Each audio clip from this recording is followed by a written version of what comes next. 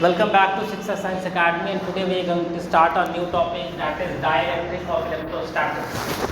As we have already discussed about that what is dielectric, let me know that in the potential in the capacitor section we have already studied that in between the two plates we are supposed to put the dielectric fluid to decrease the intensity of the electric field.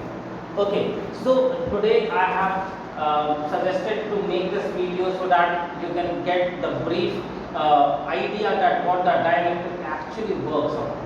So let's go to the basics of dielectric, that what it does.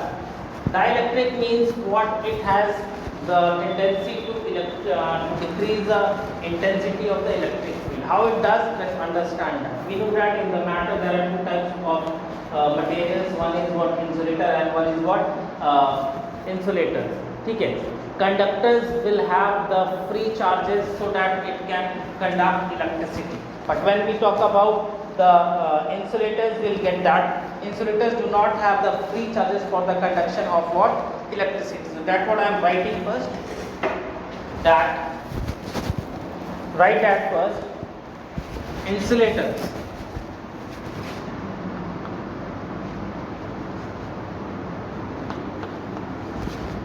These are those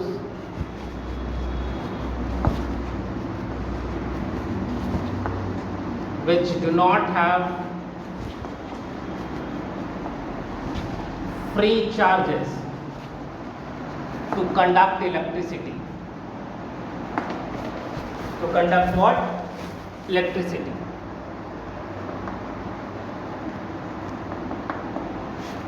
That is what insulator is all about. When we talk about the insulators, we'll be able to see, first example I would like to give you of NaCl, the common salt. When you will see the NaCl, you will see that during the combination of NaCl, there is the exchange of the charges. Na, whose atomic number is 11, 281, which has a property to lose electron, so that's why it gets the positive sign, and Cl gets the what? Negative charge. Okay. So when it is in the form of Na plus and Cl minus ions, then it has a distance between it, because NaCl का plus charge उसके centre पे और Cl का उसका centre पे negative है, तो इन दोनों के बीच का कुछ डिस्टेंस होगा. ठीक है. If this distance is 2L, then its dipole moment is Q into 2L, because it has plus Q and it has minus Q. So it will have what? Will have dipole moment.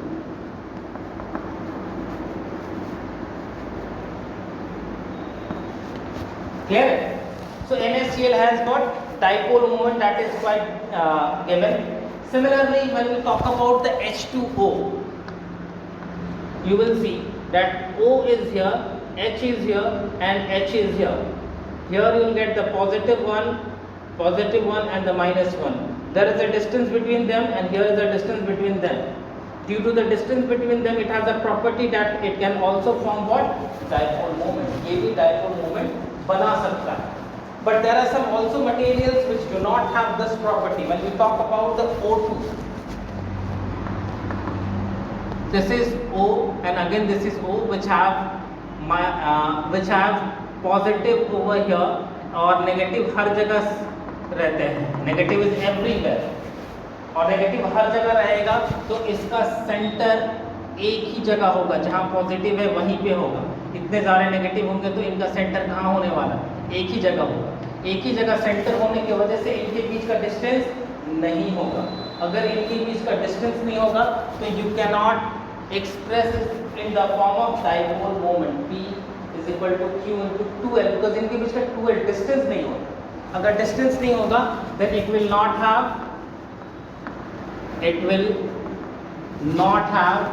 dipole moment. It will not have dipole moment. कहना चाहते हैं कि इनके पास distance नहीं होने की वजह से it will have a name non polar, और इनके पास प्लस माइनस है, इसलिए इनका नाम क्या हो जाएगा? पोलर. क्लियर है? And normally this will be known as what? Dielectric. ऐसे और भी हैं, जैसे CO2 की बात करते हैं. So you will have O here and C over here.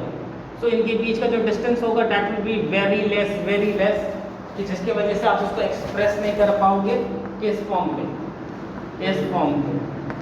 So it will not have dipole moment because इसका डिस्टेंस कितना हो जाता है, it becomes what, लगभग 0.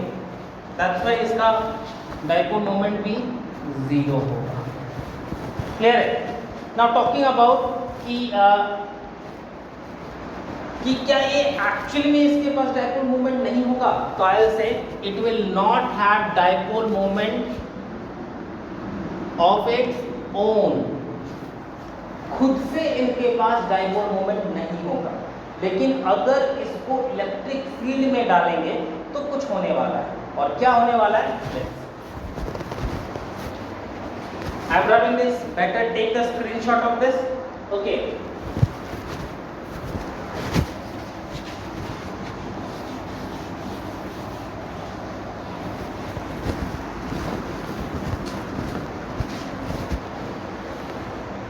रब करो इसे.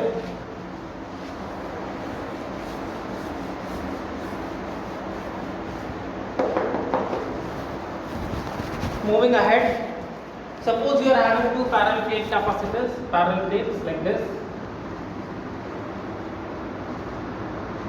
Here you have given the plus charges. Due to the induction, it will have negative charges always. So if the charges is from positive to negative, this will be the electric field from positive to negative. This is the surface charge density. This is the surface charge density. Okay. Now, if this is the electric field, when you will take either of any non-polar item, either you are taking O2 or CO2, जिसके बीच का distance नहीं होता है, तो यहाँ पे जैसे उसको पुट करेंगे तो इलेक्ट्रिक फील्ड के वजह से यहाँ पे अगर आप पुट करते हो तो इस पॉजिटिव के डायरेक्शन में नेगेटिव अट्रैक्ट होना शुरू होगा और नेगेटिव की तरफ उसका पॉजिटिव अट्रैक्ट होगा. तो अगर वो इतना छोटा है तो उस अट्रैक्शन की वजह से उसके बीच का डिस्टेंस निकलना शुरू होगा और वो एक्सपैंड होना शुरू हो जाएगा. Are you getting that? Similarly दूसरा वाला भी कुछ वैसा ही फॉर्म करेगा. It will have negative this side and positive this side. It will have negative here and positive. तो देख लो क्या हो रहा है. यहाँ पे नॉन पोलर जिसका डाइपोल मोमेंट नहीं था, लेकिन जैसे ही आपने उसको इलेक्ट्रिक फील्ड मतलब पैरेलल प्लेट्स के बीच में डाला तो वो किसकी तरह बिहेव करना शुरू कर दिया. It has its own what, dipole moment. उसका खुद का क्या होना शुरू हो गया, डाइपोल मोमेंट होना शुरू हो गया. Are you getting that? और अगर जो डाइपोल है पहले से, मतलब आपका जैसे NaCl हो गया, आपका H2O हो गया, जिसका खुद का डाइपोल मोमेंट है, अगर उसको यहाँ डालेंगे तो क्या होगा, वो उसको मान लेते हैं अगर नेगेटिव पॉजिटिव रखा तो वो खुद को क्या कर लेगा, अलाइन कर लेगा. It will align themselves in this direction like this. Clear है? नेगेटिव वाले इस पॉजिटिव की तरफ, पॉजिटिव वाले इसके तरफ. क्लियर है? ऐसा ये अलाइन होना शुरू होगा. तो इसी चीज को हम लिखने की शुरू करते हैं या फिर हम आपको बस बता दे रहे हैं. When expose to external electric field molecules positive and negative, जैसे ही आप किसी भी मॉलिक्यूल को जो कि एक्सटर्नल इलेक्ट्रिक फील्ड में पुट ऑन करते हैं तो उसका जो पॉजिटिव और नेगेटिव सेंटर्स रहेगा वो डेवलप होना शुरू होता है. It starts getting what, develop. वो डेवलप होना शुरू करेगा. क्या डेवलप करेगा? It start developing the distance between them. देख लो इन दोनों के बीच में क्या डेवलप होना शुरू होगा, डिस्टेंस. अगर इन दोनों के बीच में डिस्टेंस बढ़ना शुरू हो जाएगा तो ये किस में कन्वर्ट हो जाएगा, it is getting converted into dipole. Earlier it was like this. Electric field में डाला तो इनके बीच का डिस्टेंस इंक्रीज करना शुरू हुआ और इसके बीच का Q इंटू 2L बन गया, मतलब अब ये डाइपोल मोमेंट हो गया. क्लियर है? समझ में आ रहा है? So that is what only. और जो अगर पहले से डाइपोल है, मतलब जैसे आपने NaCl हो गया, आपका H2 हो गया, उसको डालेगा तो ये खुद को क्या कर देगा, अलाइन कर. Clear? That what I am trying to say. अब यहाँ पे देखते हैं कि व्हाट इज हैपनिंग. उस डाइपोल की वजह से जिसको आपने यहाँ पे पुट ऑन किया अब क्या हो रहा है, तो यहाँ पे हम देख सकते हैं कि इनका अपना एक अलग कहानी चल रहा है। इन सब ने मिलके, इन पॉजिटिव सब ने मिलके इस डायरेक्शन में खुद का क्या बना लिया, बनाया। इन सारे नेगेटिव ने मिलके अपने इस पॉइंट पे क्या बना लिया। तो भाई हमको पता है electric field positive to negative जाता है, वी नो दैट कि इस डायरेक्शन में ये बनाना शुरू करेगा ड्यू टू व्हाट, डाइलेक्ट्रिक। इस डायरेक्शन में बनाना शुरू करा पॉजिटिव टू नेगेटिव, इस डायरेक्शन में बनाना शुरू करा पॉजिटिव टू नेगेटिव। तो ये जो इलेक्ट्रिक फील्ड था, ये कैसा इलेक्ट्रिक फील्ड था, ये वो इलेक्ट्रिक फील्ड था जो कि पहले से था, मतलब ई ओरिजिनली इलेक्ट्रिक फील्ड ओरिजिनली, और ये वाला इलेक्ट्रिक फील्ड इसके डाइलेक्ट्रिक की वजह से हुआ, जो कि इंड्यूस्ड हुआ। तो इस इलेक्ट्रिक फील्ड को हम लोग क्या बोलेंगे, इंड्यूस इलेक्ट्रिक फील्ड। तो अगर हम इन दोनों का नेट ई नेट निकालना चाहेंगे तो what I do, E original minus E induce करेंगे। तो इतना तो क्लियर पता चल रहा है कि अगर ये 10 है और ये 5 बना रहा है तो नेट इलेक्ट्रिक फील्ड ओरिजिनल से क्या होगा, कम ही होगा। इसने अगर 10 बनाया था, इसने इसके अगेंस्ट में 5 बना दिया, तो नेट इलेक्ट्रिक फील्ड क्या हो रहा है, डिक्रीज कर रहा है। क्लियर है? तो that what E N is equal to E O minus E. Clear है, समझ में आ रहा है what I am trying to say. एक चीज और यहाँ पे कि डाइलेक्ट्रिक कहाँ भर रहे हो, you are filling the volume. आप डाइलेक्ट्रिक कहाँ पे, प्लेट्स के बीच में वॉल्यूम में भर रहे हो, लेकिन इसका चार्ज कहाँ पे आ रहा है, सरफेस पे। देखिए, ठीक है, तो ये बात आपको लिखने वाली, I will write that dielectric induces the charge on the surface. Dielectric induces the charge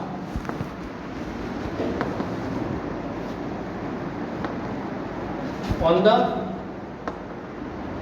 surface. Dielectric induces the surface on the charge. It fills volume, but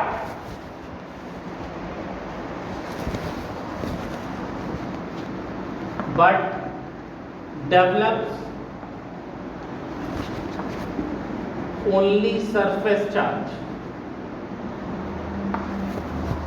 Clear? So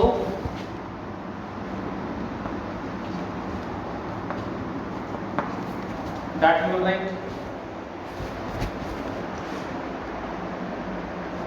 उल्टा that E n, जैसे यहाँ पे E n लिखा तो यहाँ पे क्या लिखोगे, ये आपका E O माइनस, मतलब surface charge originally minus surface charge induce is equal to what, surface charge. Clear, समझ में आ गया। नाउ मूविंग अहेड कि डाइपोल मोमेंट जो कि डेवलप हो रहा है, dipole moment that is being developed, जो डाइपोल मोमेंट डेवलप हो रहा है,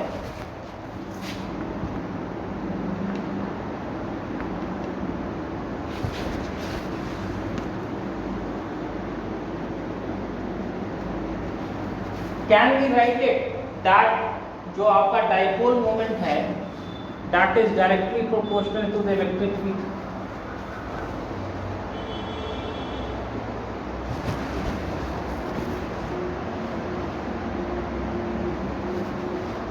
जब इलेक्ट्रिक फील्ड आप अप्लाई करते हैं तो उसी वक्त आपका डाइपोल मोमेंट भी डेवलप होता है। तो we can write P is directly proportional to E. So when you will remove this proportionality constant, you will get XOE, where XO is what? Is electrical susceptibility. इसको क्या बोलते हैं हम लोग? Electrical susceptibility. नीचे दिख रहा है आपको?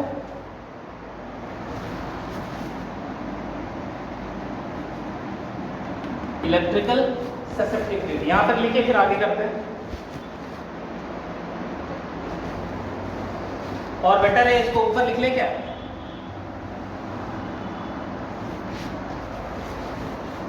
That electrical susceptibility of a dielectric is measured by the dipole moment.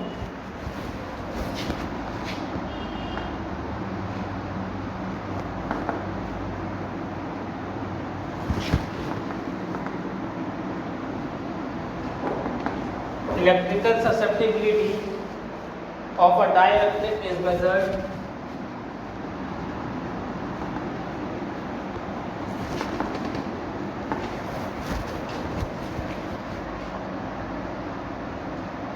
measured by the potential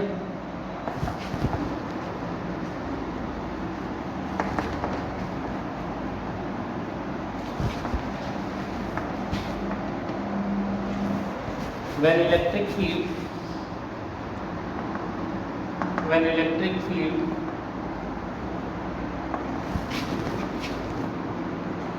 is applied across it.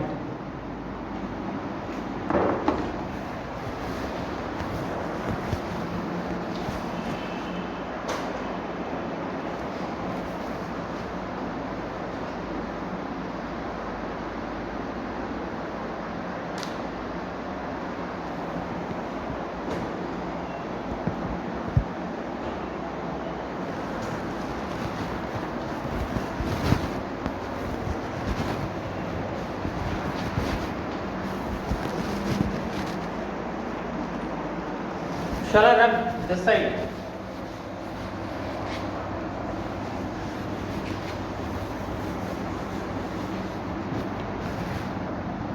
We know that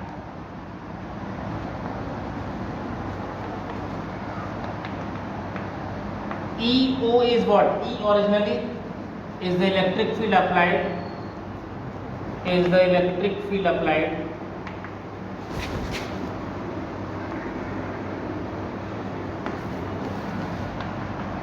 EI is the electric field decreased.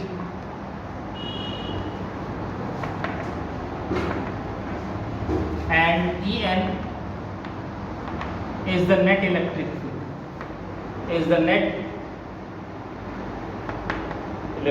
field. So can I write it as EO upon E is equal to K? क्या मैं लिख सकते हैं EO upon E? So can I write it like this, that E is equal to EO upon K, or KE is equal to E naught? कुछ भी लिख सकते हैं इन तीनों में से। तो where this K is what? Dielectric constant। इसको हम लोगों ने पढ़ा है बहुत बार, डाइलेक्ट्रिक कांस्टेंट। अब आपको समझ में आ रहा है कि ये के कहाँ से आया, ठीक है। तो ये वो डाइलेक्ट्रिक है जो कि अब किसी भी इलेक्ट्रिक फील्ड में पुट ऑन करके किसी भी इलेक्ट्रिक फील्ड के इंटेंसिटी को क्या कर सकते हो, डिक्रीज कर सकते हो। You can decrease the electric field intensity.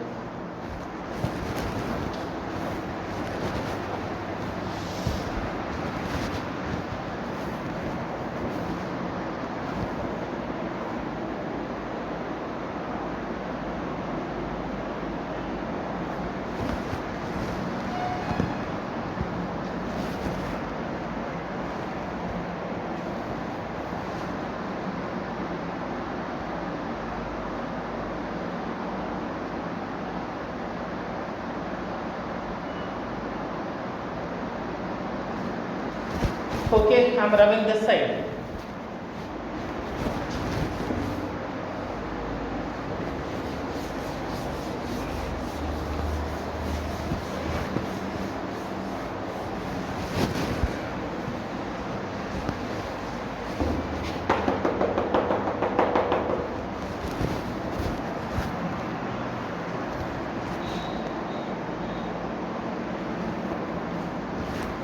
We know the formula C is equal to Q by V, ठीक है। Instead of this Q, surface charge के लिए what we can write? And for this V E into D लिख सकते हैं, E into D R अगर आपको याद होगा तो उस हिसाब से आई कैन राइट दैट। ये कब था? Without dielectric constant, without dielectric constant. लेकिन अब तो आपने क्या पढ़ लिया है? Dielectric constant. तो जब आप डाइलेक्ट्रिक कांस्टेंट को पुट करोगे, so what will come into the play?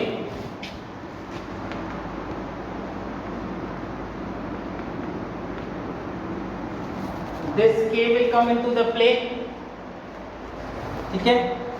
So this, instead of this you are writing epsilon upon k, so you will write k by epsilon. So writing what? K sigma a upon epsilon, and instead of this epsilon what you can write? Sigma upon epsilon.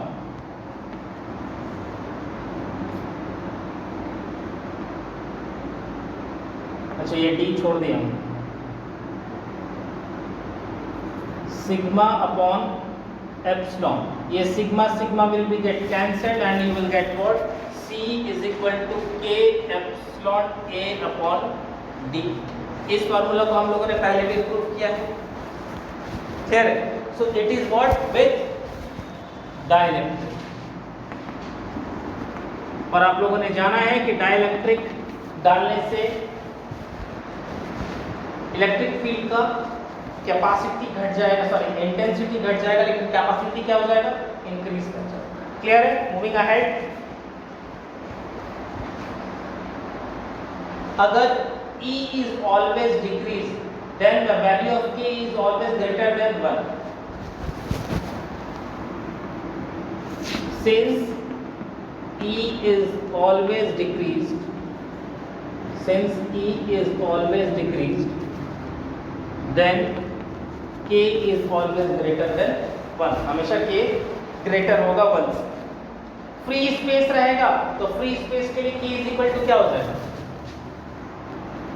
For free space k is equal to 1, so we'll write c dash by c is equal to k, or c dash is equal to kc.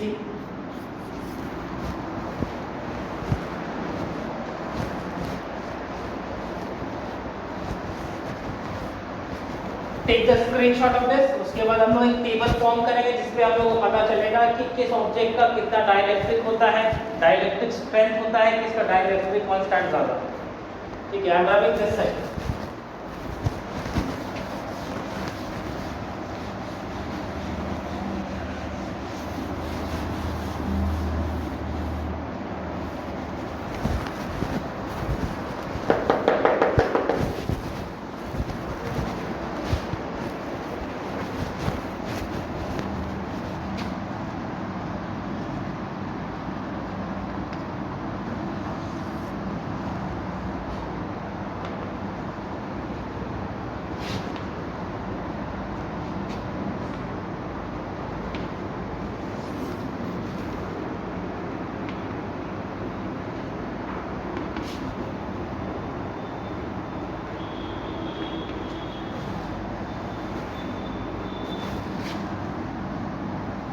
Here are some materials given, vacuum,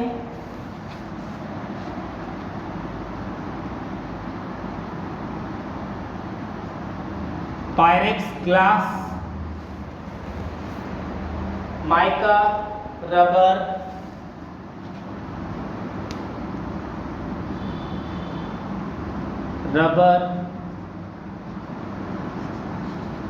bakelite, water and air। सबका dielectric constants का value लिखते हैं। It's value is 1, it's value is 5.6, 6.9, rubber का हो गया 4.9, sorry it's 3.6, 6.9, 4.9, 0.80, and it's 1.00059, 1.00059, And when we talk about the dielectric strength, so it's infinity, it is approximately equal to 40, it's 12,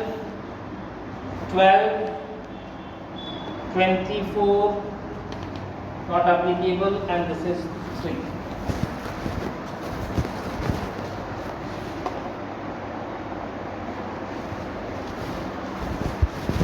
Now, one thing comes into the mind, that what is the difference between the dielectric constant and the dielectric strength that I have written. So don't forget that dielectric strength is always measured in kilovolt per millimeter. Matlab, if it is written 12, so this is how much? This is 12,000 volt. कहने का मतलब क्या है कि 12,000 volt तक का potential ये mica withstand कर सकता है, रोक सकता है। उस 12,000 वोल्ट को देने के बाद अगर मान लीजिए 12,001 वोल्ट भी एक्स्ट्रा आप उसको देते हो, देन व्हाट विल हैपन, वो आयोनाइज हो जाएगा, इट विल गेट आयोनाइज, मतलब वो तब तक उसको क्या करेगा, रोक सकता है। So if I ask you that what is the definition of dielectric strength, then what you will say? That it is the maximum value of electric field that it can withstand before getting ionized.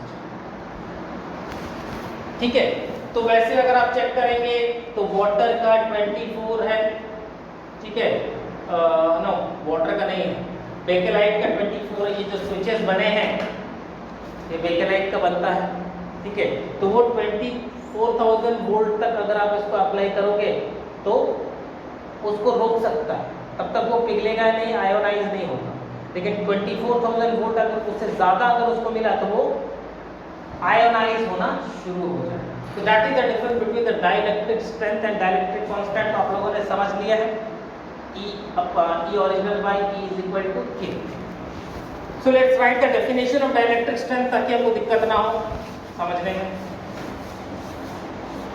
It is the maximum value up to which, लिखिए, it is the maximum value up to which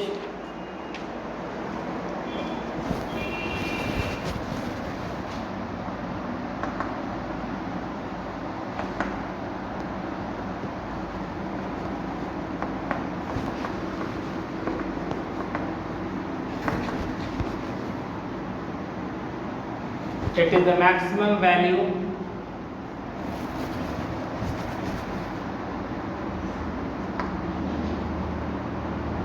up to which any material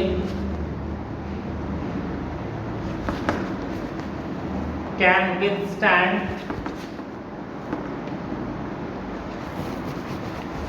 the electric field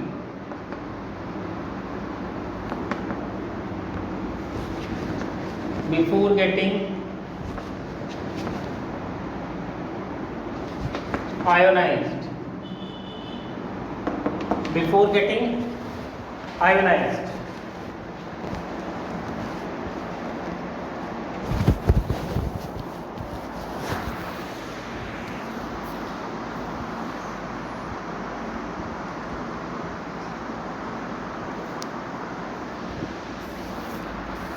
कोई dielectric constant पूछेगा तो what you will write, C dash upon C is equal to K, लिख देना है simple सा, ठीक है।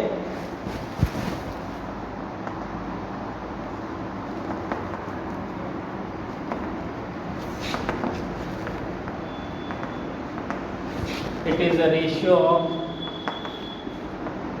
C dash by C is equal to K or E O upon E is equal to K.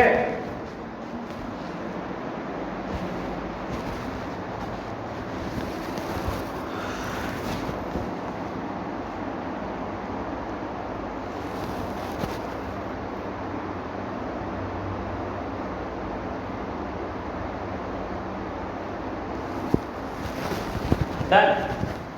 Okay, I'm rubbing these.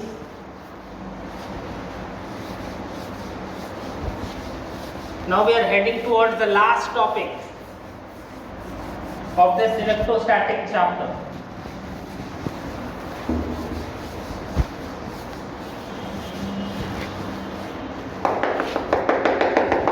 And the last topic is, इतना चौक का dust आता है कि मेरे मुंह के अंदर चला जाएगा तो और मेरे लंग्स में जमा हो जाएगा सारा चौक, ऑपरेशन करके निकालना पड़ेगा। मेरे एक जान पहचान का टीचर के लंग से निकाला गया है ये जीवन से। It's very dangerous. कोशिश करेंगे बोर्ड को फ्लिप कर देंगे और उसमें से हम मार्कर से लिखेंगे, उसमें भी स्पिरिट का टेंशन है। ओके, आपको डरने का जरूरत नहीं है, आपको तो वीडियो पे मिल रहा है। Okay, van de graaff generator.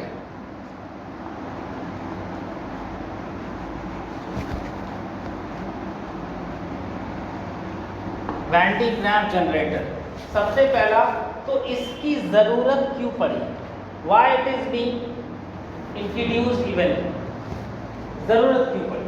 तो जरूरत इसलिए पड़ी बिकॉज हमें न्यूक्लियर फिजिक्स में हम बहुत से छोटी चीज़ों को तोड़ने की कोशिश करते हैं। We try to break even very smaller finest particles. जैसे अगर हम आपको बोलेंगे एटम को तोड़ दो, तो आप बोलेगा भाई मैंने तो तोड़ दिया। उसको आपने इलेक्ट्रॉन प्रोटॉन पे तोड़ दिया, न्यूक्लियस पे तोड़ दिया। हमने न्यूक्लियस को तोड़ा, हाँ सर तोड़ दिया। तो कैसे तोड़ा? Let's talk about. तो फाइनेस्ट पार्टिकल को तोड़ने के लिए we have to have very large potential, को बहुत ज़्यादा पोटेंशियल का ज़रूरत होती है। ठीक है, बहुत ज़्यादा ही पोटेंशियल की ज़रूरत होती है। तो I ask student to get me higher potential. Sir tension नको, आई गिव यू 12 वोल्ट मेरे दुकान में है। उसने मुझे बैटरी दे दिया 12 वोल्ट का और बोला कि सर यूज़ कीजिए। बोले कि इतना में कुछ नहीं चलेगा। बोला कोई बात नहीं सर, हम आपको 10 बैटरी देंगे। बोले ठीक है, कितना मिला? तो मैंने सबको ऐड करके सीरीज में कनेक्ट किया तो हम देखे कि 120 ही वोल्ट। बोले इतना में काम नहीं चलेगा। बोले सर कोई बात नहीं sir, you are my teacher, anything for you. वो बोला कि सर पावर हाउस से आपको 1000 सप्लाई दे देंगे, 1000 पोटेंशियल दे देंगे। बोले भाई मेरा उतना भी काम नहीं चल रहा है सर, सॉरी सर, उससे ज़्यादा हम आपको प्रोवाइड नहीं कर सकते। तो उसके लिए हमको क्या करना होगा? अगर हमको 1 लाख पोटेंशियल, 10 लाख पोटेंशियल अगर हमको चाहिए होगा, तब क्या करेंगे? तब हमारे लिए आता है वेंटिलेटर। तो let's understand what it does, करता क्या है। हमको क्या करना है कि किसी एक आयन सोर्स को इतना ज़्यादा हाई पोटेंशियल देना है कि किसी भी वो टारगेट को हिट करे इतना ज़्यादा पोटेंशियल से कि वो उसको तोड़ दे, ब्रेक कर दे। Understood that what is needed, ये हम लोगों को ज़रूरत है। तो ऐसा हम लोग कब कर सकते हैं?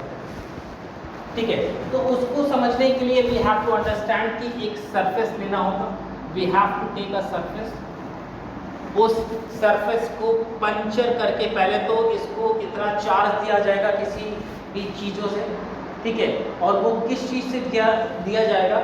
तो वो हम एक कॉम्ब के बारे में हम आपको बताना चाहते हैं। इस कॉम्ब का नाम है, जो आजकल बहुत ज़्यादा चलन में है।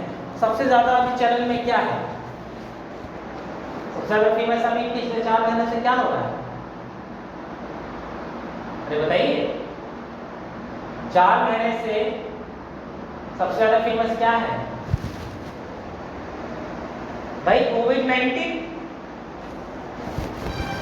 That is what? कोविड-19 है ना। तो सर इस बीमारी का इससे क्या लेना देना? भाई इसका फुल फॉर्म देखो, कोरोना वायरस डिस्चार्ज 2019। अब हम लोग मतलब समझते हैं, कोरोना डिस्चार्ज का मतलब क्या होता है? वायरस तो समझ में आता है। कोरोना डिस्चार्ज का मतलब होता है स्प्रिंकल, फव्वारा, चार्ज का फव्वारा। तो ये वो फव्वारा है जहां से बहुत ज़्यादा चार्जेस निकलने वाले हैं। वहां पे फाउंटेन निकलेगा, फव्वारा निकलेगा चार्जेस का। उसको हम लोग क्या बोलते हैं? Corona discharge. मजा आया समझकर? Corona discharge, isn't it? इसीलिए दिमाग में आया होगा ना कि कोरोना वायरस थी और ये और कोई नाम नहीं मिला, कोरोना को, इजंट इट? ये नाम क्यों आया? तो it is due to the fountain that is being the sprinkler of the electrons. ठीक है, अभी समझते हैं। अगर ये फाउंटेन यहाँ पे कहीं पे पुट कर देंगे, इसको अगर हम इंसुलेटेड पेडेस्टल लकड़ी का, कोई भी लकड़ी का तो उसको स्टैंड दे देंगे, पाइप का भी हो सकता है, प्लास्टिक का पाइप लेके इसको यहाँ पे पुट ऑन कर देंगे और यहाँ पे इसको कॉम लगा देंगे, तो कॉम से यहाँ पे चार्जेस मिलेगा, चार्जेस यहाँ पहुँचेगा, चार्जेस यहाँ पे फिर सरफेस, आपको पता है कि सरफेस पे रहता नहीं, वो सरफेस के बाहर यहाँ पे खड़ा हो जाता है, लेकिन उससे बाहर नहीं जा सकता बिकॉज हवा क्या है, हर जगह है, और वो इंसुलेटर होता है, let the charges to go through it. ठीक है, अब इनको समझने की कोशिश करते हैं क्या होगा। अब यहाँ पे बीच में एक छोटा सा पंक्चर करेंगे, पंक्चर करके एक यहाँ पे हम एक चार्ज को अंदर पुट ऑन करेंगे, तो वहाँ जाने से पहले यहाँ पे इसका पोटेंशियल क्या होगा, वी भाई यहाँ पे चार्जेस है ना, तो यहाँ पे एक पॉइंट पी पे, अब एक पॉइंट पी से यहाँ पे आएगा तो इसका पोटेंशियल कुछ तो होगा सॉरी, और यहाँ पे ऑलरेडी आपने पोटेंशियल डेवलप किया है with the help of this comb corona discharge. ठीक है, तो ये अंदर जैसे जाएगा तो इसका पहले से पोटेंशियल कितना है V, और हमको पता है कि अंदर का इलेक्ट्रिक फील्ड कितना होता है, 0। अंदर का इलेक्ट्रिक फील्ड 0 होगा तो अंदर का पोटेंशियल कितना होगा, सेम। याद करिए, मैंने आपको बताया था कि इलेक्ट्रिक फील्ड अंदर क्या होता है, कांस्टेंट होता है, बराबर होता है, तो जितना सरफेस पे होगा उतना ही अंदर होगा, तो यहाँ पोटेंशियल V है तो अंदर आने पे भी कितना होगा V, और पहले से इसका कितना है V, तो V प्लस V डैश। समझ में आ गया? अब इनको दिमाग में रख लो, पुट कर लो कहीं पे, ताला लगा दो इन बातों को। अब हम लोग शुरू करते हैं कोरोना डिस्चार्ज। क्लियर है? अब दिमाग में आप लोगों के दिमाग में नहीं चल रहा है कि हाँ आज कितना हमारा 62 होगा, study about the electrostatics, last topic है, आराम से पढ़ लेते हैं।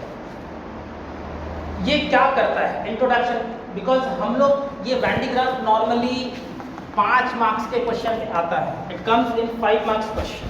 ठीक है, 2-4 बार आया है सीबीएसई बोर्ड पे, तो जब भी आता है तो 5 मार्क्स में आता है। अगर 5 मार्क्स का क्वेश्चन अगर आप सॉल्व करें तो ऑब्वियसली आपके दिमाग में एक ही चीज आएगा, 2-3 पेज भर देंगे, तो जो इवैल्यूएटर रहता है उसके भी दिमाग में एक चीज रहता है कि भाई बच्चे अगर हमको आराम से चीजें सीक्वेंस वाइज में लिख कर देंगे तो हमको समझ में आएगा और हम उसको मार्क्स देंगे। चलो ठीक है, सीक्वेंस वाइज लिखते हैं। पहला हम लोग क्या करेंगे, इंट्रोडक्शन पुट करेंगे। इंट्रोडक्शन में हम क्या बोलेंगे, हम क्या चाहते हैं, व्हाट आई वांट। हम एक ऐसा डिवाइस चाहते हैं जिसके पास वो काबिलियत हो कि वो हाई पोटेंशियल को अचीव कर सके। ठीक है, और वो हाई पोटेंशियल अचीव करे किससे, इलेक्ट्रिक फील्ड के वजह से। तो लेट्स राइट इट कि इंट्रोडक्शन में ये क्या चाहता है।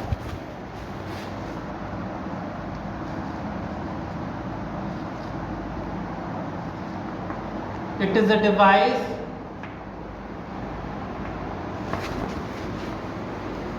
which can achieve very high potential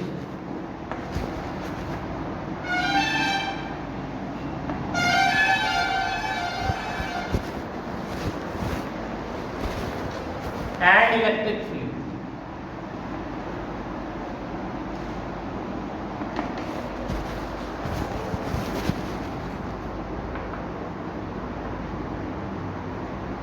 By collecting charges, by collecting what, charges. Now what, ये तो हो गया आपका इंट्रोडक्शन, इंट्रोड्यूस लिख दिया आपने, मैंने इंट्रोडक्शन हो गया ये। चलिए अब हम लोग इसका प्रिंसिपल के बारे में बात करते हैं। इसका प्रिंसिपल क्या कहता है, प्रिंसिपल बोलता है कि सबसे पहले जो अभी हम लोगों ने डिस्कस करा उन सब चीजों को लिख लेंगे। पहला कि चार्ज हमारा always stays on the outer surface of a conductor. First point we have discussed that charge always collected on the outer surface of the sphere, उस स्फीयर के आउटर सरफेस पे होता है। ठीक है,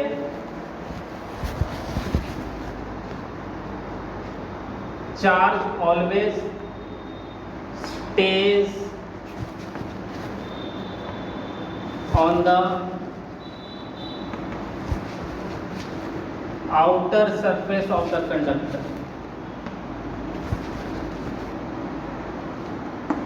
पहला पॉइंट जो मैंने उस स्फीयर के थ्रू आपको बताया था कि चार्ज उसको देंगे तो वो चार्ज कहाँ कलेक्ट हो जाएगा, उसके स्फीयर सरफेस पे, कंडक्टर के सरफेस पे हो जाता है। दूसरा बात जो मैंने आप लोगों को बताया है वो ये बताया है दैट वहाँ पे कोरोना डिस्चार्ज होगा, बताया। तो मतलब स्प्रे ऑफ चार्जेस होगा, there will be what, spray of charges from corners, spray of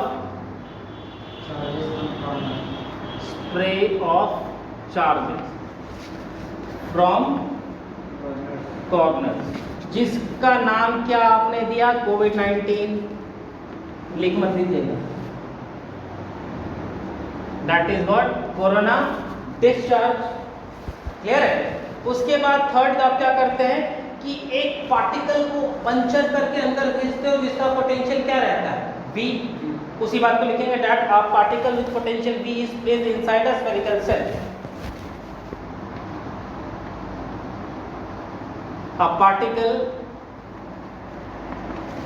with potential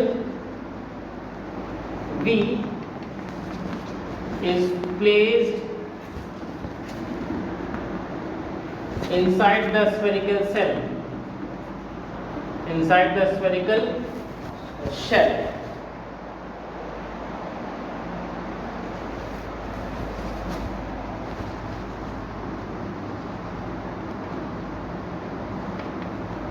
Then its potential will become, कितना बन जाएगा, बोलिए भाई, V प्लस V डैश, अभी बात किया ना। ओके, यहाँ तक तो हम लोगों ने कर लिया। अब इसका हम लोग डिस्क्रिप्शन देंगे, विल गिव व्हाट, डिस्क्रिप्शन। तो एक काम करें, पहले यहाँ तक स्क्रीनशॉट ले लें, बिकॉज अब हमको डायग्राम बनाना होगा। मेरा खूबसूरत डायग्राम आपके सामने आने वाला है, ठीक है।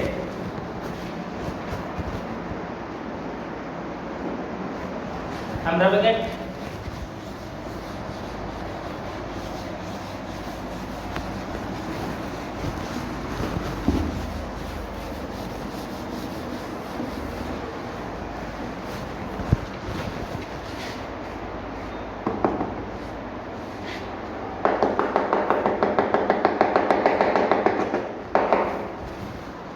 Okay, let's draw the diagram.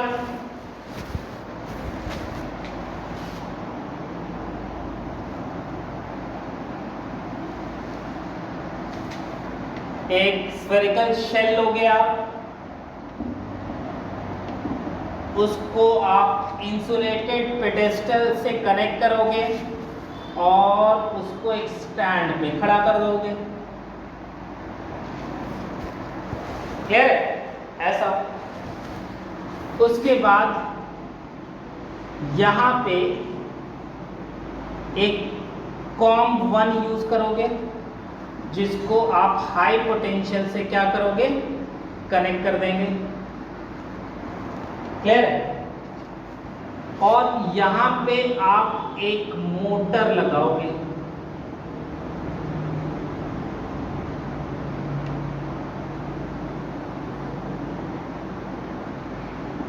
और उस मोटर पे आप एक इंसुलेटेड नायलॉन का बेल्ट लगाओ। किसका बेल्ट? Nylon belt.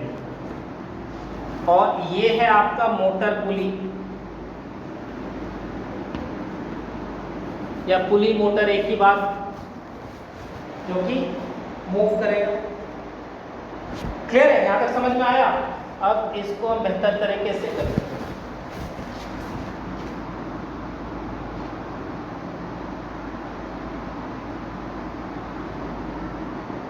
क्लियर है? इस फॉर्म को अलग शेप करते ताकि आपको वो डिफरेंशिएट करने में आसानी होगी। एक कॉम यहां लगा देंगे। क्लियर है? और इसका कनेक्शन कर देंगे इससे।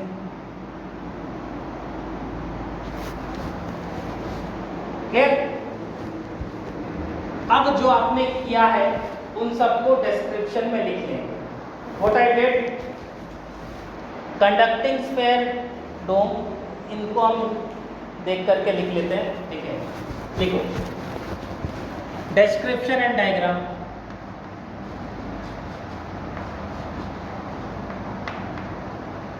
Description and diagram, जो आपने बनाया है उसको लिखना, कोई बड़ी बात है नहीं, you can do that.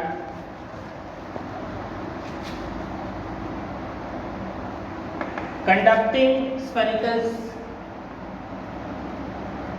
dome on a insulated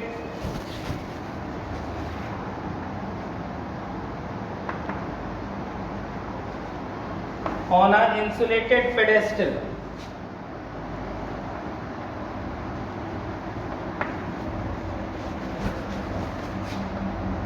A motorized pair of pulley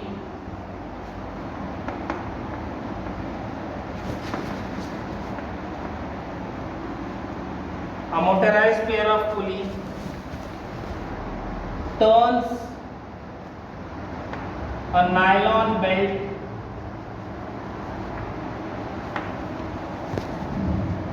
inside.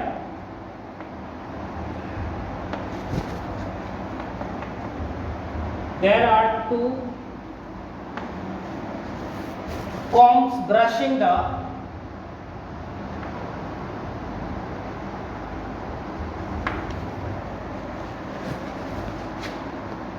the belt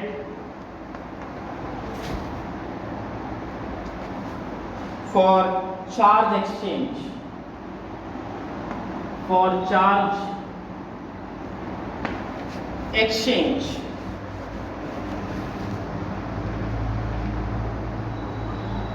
A high tension device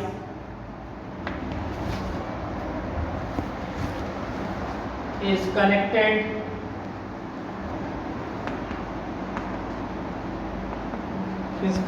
to give charge to belt.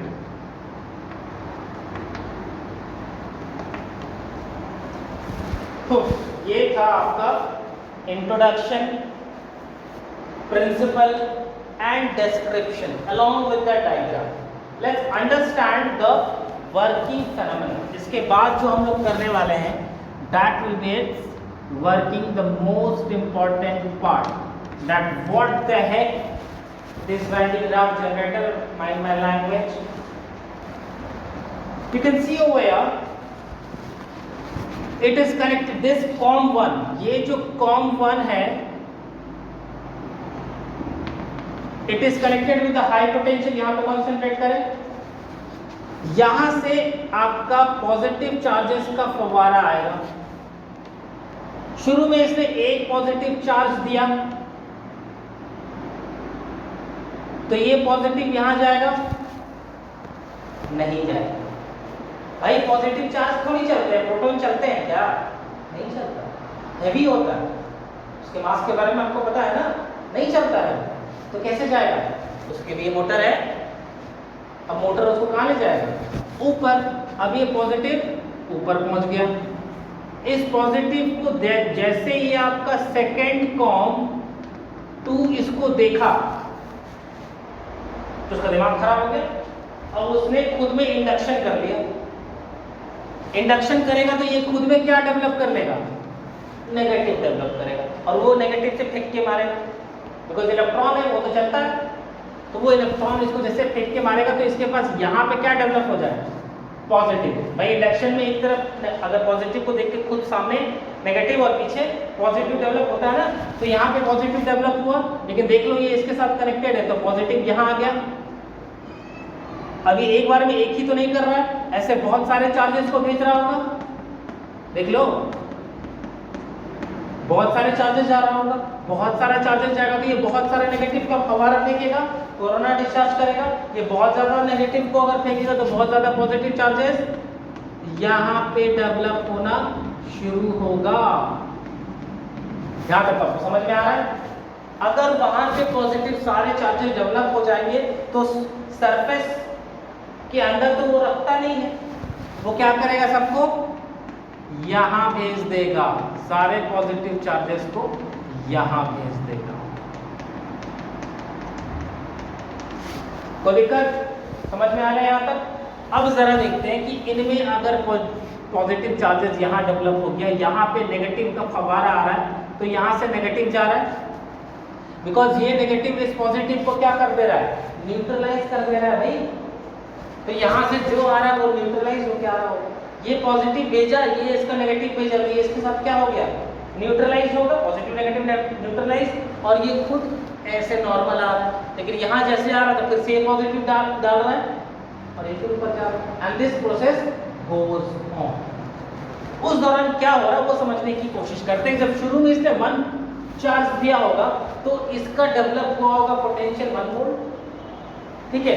तो यहाँ पे 1 वोल्ट है, तो ये 1 वोल्ट यहाँ दिया होगा, ये 1 वोल्ट बाहर भेज दिया होगा, ठीक है, और ये खुद में भी 1 वोल्ट डेवलप कर लिया होगा। अगर यहाँ से 10 वोल्ट गया होगा तो 10 वोल्ट बाहर डेवलप किया होगा, तो दोनों तरफ 10 वोल्ट हो गया, मतलब हायर से लोअर बिल्कुल भी कहीं पे नहीं रहा। तो क्या अब चार्जेस जाएंगे? नहीं, because every body has a property to travel from higher potential to lower potential, लेकिन अब तो दोनों तरफ बराबर हो गए, तो क्या जाएगा? हाँ जाएगा। क्यों? क्योंकि वहां पे हायर नहीं हुआ है, वहां पे बराबर नहीं हुआ। बोलो कैसे भाई, आप भूल गए अंदर में कितना है, v plus v dash, how can you forget that? तो अगर उसके पास v प्लस v डैश है, तो अगर इसको 10 मिला है तो पहले से 2 है, तो यहाँ पे कितना है 12, तो यहाँ कितना है 10, जाएगा। इधर 12 होगा कितना है 10, पोटेंशियल डिफरेंस है, आराम से जाएगा। मतलब अगर इसको ऐसे घुमा घुमा के 10,000 भी देंगे तो यहाँ पे कितना रहेगा 10,002, और यहाँ कितना रहेगा 10,000। इसको 1 लाख देंगे तो इसके पास 1,02,000 रहेगा, और यहाँ पे कितना रहेगा 1 लाख।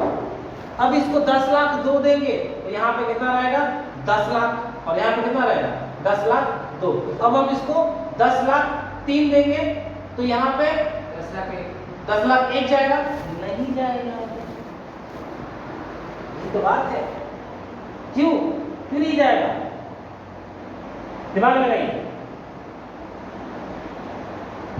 भाई। हम कोरोना डिस्चार्ज के चक्कर में ये तो नहीं भूल सकते बाहर क्या प्रेजेंट है भाई, एयर, और एयर का ब्रेकडाउन पॉइंट कितना होता है 10⁶ वोल्ट पर मीटर।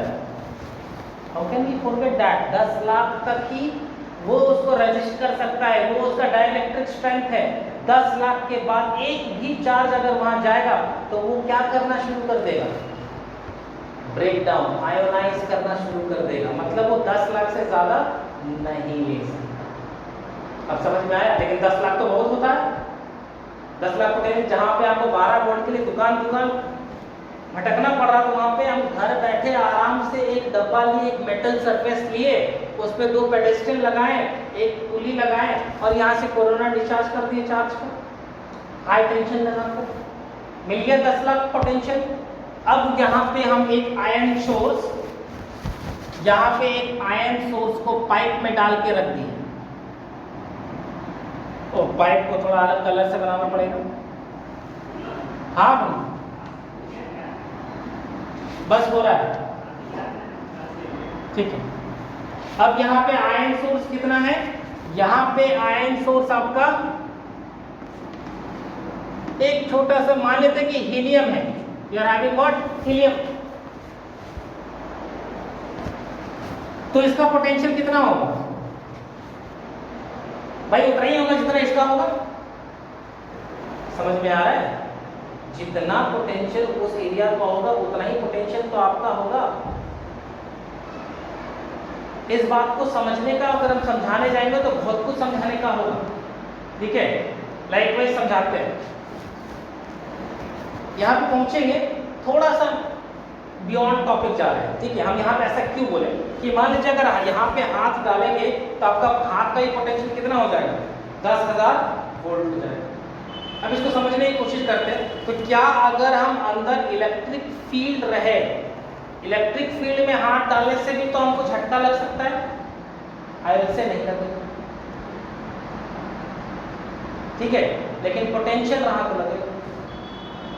अब यहाँ से क्वेश्चन ये आता है कि इंसान को फिर करंट झटका कैसे देता है, या चिपका कैसे लेता है? आप बोलेंगे सर 11,000 वोल्ट रहता है ना, तो वो इंसान को चिपका लेता है। उससे कम रखा तो झटका दे देता है। हमारा जो इलेक्ट्रिक जो आयरन है वो हमको झटका देता है, इलेक्ट्रिक हीटर हमको चिपका लेता है। बहुत टेंशन है। अरे भाई ऐसा कुछ नहीं होता है, न चिपकाता है और न ही झटका देता, कुछ नहीं होता है। क्या मजाक कर रहे हैं सर, इतना इतना आदमी मर गया उसकी वजह से। लेकिन एक्सप्लेन करते हैं ऐसा क्यों होता है। तो एक्सप्लेनेशन में ये है कि अगर आप 10,000 वोल्ट दिए, आप उसको छूने जा रहे हैं, आपने उसको स्विच को आपने टच कर लिया और वहां से 10,000 वोल्ट मिला, ठीक है, तो 10,000 पोटेंशियल कितना होगा, बहुत ज़्यादा। तो वो क्या करेगा, तुरंत इंफॉर्मेशन दिमाग तक पहुंचेगा कि भाई आपने गलत जगह को छू लिया, 10,000 वोल्ट का पोटेंशियल आपको आ गया। दिमाग जब तक इंफॉर्मेशन देगा तब तक आपका बॉडी का जो करंट है उससे कहीं ज़्यादा करंट आपके बॉडी पे आ गया। अब वो जो करंट है वो आपके दिमाग के ऊपर कंट्रोल कर लिया खुद का, और ब्रेन आपको इंफॉर्मेशन जो भेजने वाला था कि जल्दी से हाथ हटाओ, वो इंफॉर्मेशन नहीं गया और आप चिपक गए। समझ में आया। अब आपने हाथ को हटा के दूसरे जगह इलेक्ट्रिक आयरन को टच किया, वहां पे मान लेते हैं कि आपने 60 वोल्ट को टच किया, तो 60 वोल्ट का इंफॉर्मेशन जाएगा। भाई 60 वोल्ट को आपने टच कर लिया, ब्रेन ने तुरंत बोला कि तुरंत हाथ हटाओ। क्या बोला, तुरंत हाथ हटाओ। आपने तुरंत सुना और तुरंत इतना जोर से हाथ को हटाया, गिर के मर गया। समझ में आ रहा क्या कह रहे हैं। ब्रेन ने आपको बोला कि भाई तुरंत हाथ हटाओ, तुरंत आपने हाथ हटाया और इतना जोर से आपने हाथ हटाया कि आप खुद ठिका गए, बॉडी पे आपका कोई कंट्रोल नहीं रहा। तो हम बोलते हैं कि करंट ने हमको झटका मारा, करंट ने हमको चिपका दिया, लेकिन सारा खेल कहाँ का है, ब्रेन का है। क्लियर है। चलो वापस आ जाते हैं। तो यहाँ पे आयन सोर्स का पोटेंशियल भी इतना ही होगा जितना, अगर अंदर 10,000 वोल्ट है तो इस आयन सोर्स का पोटेंशियल कितना होगा भाई, 10 लाख। उसका 10 लाख है तो उस आयन सोर्स का भी कितना होगा, 10 लाख। अब यहाँ पे एक टारगेट को रख दो जिसको आप तोड़ना चाहते हो, तो वो कितने जोर से हिट करेगा इसको, 10 लाख के पोटेंशियल से हिट करेगा, तोड़ देगा कि नहीं उसको, तोड़ देगा। यही तो काम करता है हमारा मेल्टिंग। अब रहा working, understood, have you understood that. फिर से कहानी समझना, एक बार समझाते हैं कि यहाँ से हाई टेंशन आपने दिया तो यहाँ पॉजिटिव चार्जेस गए, ड्यू टू द पुली ये चार्जेस ऊपर गए। ये COM2 इसको देखकर खुद में इंडक्शन किया, इसकी वजह से यहाँ पे इलेक्ट्रॉन्स का फव्वारा निकला, और इधर आपका नेगेटिव हुआ तो इसका ऑपोजिट डायरेक्शन में यहाँ पे पॉजिटिव जो कि सरफेस पे आया और सरफेस के बाहर वो चला गया, ठीक है। और इधर से ये जो चार्जेस इलेक्ट्रॉन क्या है, इस पॉजिटिव को न्यूट्रलाइज कर दिया और फिर से न्यूट्रलाइज होकर यहाँ पे आया और ये चार्जेस फिर देना शुरू किया positive, and this goes on. इसके वजह से इसका पोटेंशियल इंक्रीज डिक्रीज होना शुरू हुआ और वहाँ पर चार्ज का ट्रांसफॉर्मेशन होना शुरू हो गया। जब आपका पोटेंशियल बहुत ज़्यादा इंक्रीज हो गया, आपने एक आयन सोर्स को यहाँ पे पंक्चर करके पिक कर दिया और वो आयन सोर्स टारगेट को हिट किया 10,000 वोल्ट से, 10 लाख वोल्ट से, और आपने उसको तोड़ दिया। वर्किंग लिखवाने का जरूरत है तो आपको बता दूं, क्या आप खुद लिख सकते हैं? चलो, तो that's it for the electrostatic chapter. काफी लंबा चैप्टर था। I hope you have enjoyed this chapter. In the next video I will come with the numericals. I will come with the numericals. ऐसा नहीं, इतने जल्दी से इलेक्ट्रोस्टैटिक से आपका पीछा छूटने वाला नहीं है। आप लोग अभी भी इसके न्यूमेरिकल सॉल्व करेंगे एंड होपफुली हम एक और वीडियो बनाएंगे जिसमें 1 घंटे का सिर्फ न्यूमेरिकल ही चलेगा। Okay, so that's it for today. Thank you.